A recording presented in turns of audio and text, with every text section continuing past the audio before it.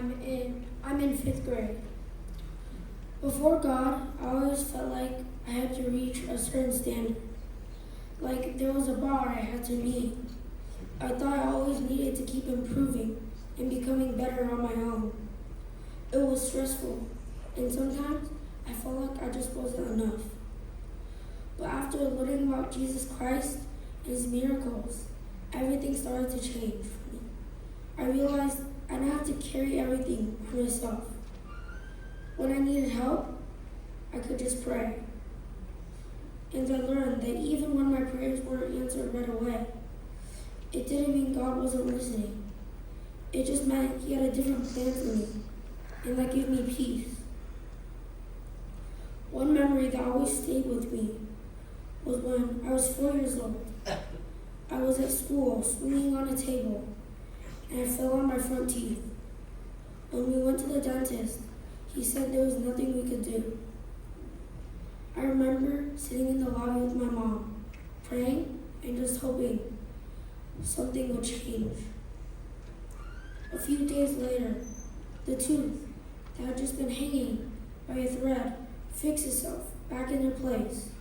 That moment showed me that God is always with me, even in the small, unexpected parts of my life. I've come to realize that sin is something we all struggle with.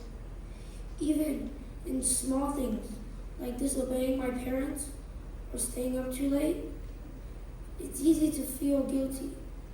But whenever I sin, I turn to God in prayer and ask his forgiveness. And that gives me the strength to keep going. Without understanding God's forgiveness, I think I'd be living with a heavy conscience. As I kept going to Sunday school and reading the Bible, I started to understand what baptism really means.